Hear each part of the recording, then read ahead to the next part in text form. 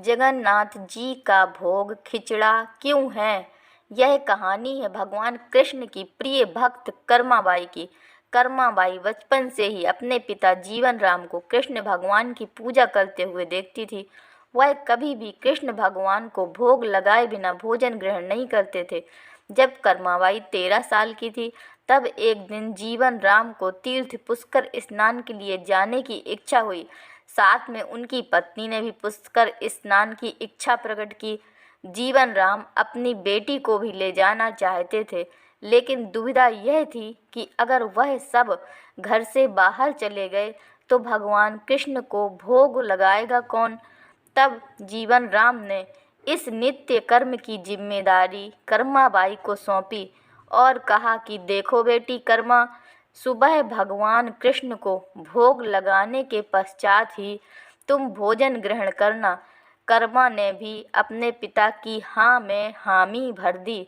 अगले दिन सुबह कर्माबाई ने उठकर सबसे पहले गुड़ और घी डालकर बाजरे का खिचड़ा बनाया और भगवान कृष्ण की मूर्ति के सामने रख दिया और बोली, भगवान मैंने आपका भोग रख दिया है, आपको जब भूख लगे तब खा लेना, तब तक मैं घर के पूरे काम कर लेती हूँ।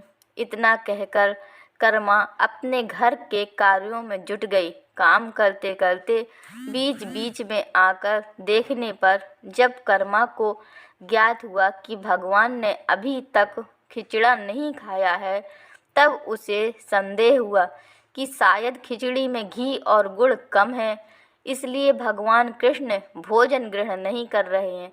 तभी कर्माबाई ने खिचड़ा में थोड़ा गुड़ और घी मिलाया और मूर्ति के सामने बैठ गई। वह बोली, भगवान मेरे पिताजी जब खिलाते हैं तब तो आप खा लेते हो, तो अब क्यों नहीं खा रहे?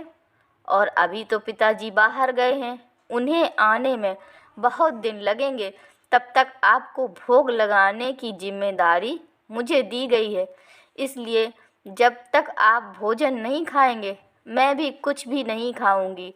इस तरह जिद पर अड़ी नन्ही कर्मा की प्यारी बातों से कृष्ण भगवान का सिंहासन डोल गया और फिर मूर्ति में से आवाज़ आई, बेटी कर्मा, तुमने पर्दा तो किया ही नहीं, तो मैं भोजन कैसे ग्रहण करूं?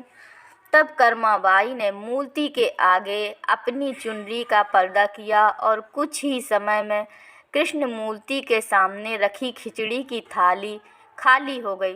अब कर्मा रोज सुबह सबसे पहले कृष्णा को बाजरे का खिचड़ा खिलाती और बाद में खुद भोजन ग्रहण करती। कुछ दिनों बाद घर लौटने पर कर्मा के माँ बाप भी कृष्ण की लीला देखकर दंग रह गए। इस तरह कर्माबाई ईश्वर कृष्ण की निस्सीम भक्त बन गई। अपने जीवन के अंतिम दिनों में कर्माबाई भगवान जगन्नाथ की नगरी जगन्नाथपुरी में एक कुटिया में बस गई। वहाँ पर एक दिन कर्माबाई की कुटिया के सामने एक तेजस्वी कांति वाला बालक आया और उनसे कहा, मुझे भूख लगी है माँ, कुछ खाने को दो। उस वक्त भी कर्मा अपने भगवान कान्हा को खिचड़ा का भोग लगा रही थी।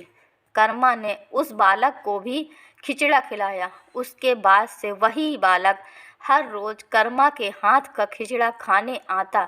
यह सिलसिला कई वर्षों तक चलता रहा। वह बालक कोई और नहीं, स्वयं जगन्नाथ भगवान जी थे, क्योंकि जिस दिन कर्माबाई का देहांत हो गया उस दिन जगन्नाथ भगवान की मूर्ति में से आँखों में से आंसू बह रहे थे और उसी रात मंदिर के पुजारी के स्वप्न में जगन्नाथ भगवान आए और अपने दुखी होने का कारण बताया कि उनकी प्रिय भक्त कर्माबाई गोलोक सिधार गई है। मैं रोज़ सुबह उनके हाथ की खिचड़ी खाता था, अब मुझे खिचड़ी कौन खिलाएगा? अगले दिन से मंदिर के पुजारियों ने निर्णय लिया, भगवान को रोज बाजरे के खिचड़ा का भोग लगेगा और उस भोग का नाम दिया गया कर्माबाई की खिचड़ी। दोस्तों, अगर यह जानकारी आपको पसंद आई हो तो वीडियो को लाइक शेयर अवश्य करें और चैनल को सब्सक्राइब करना ना भूलें। धन्यवाद।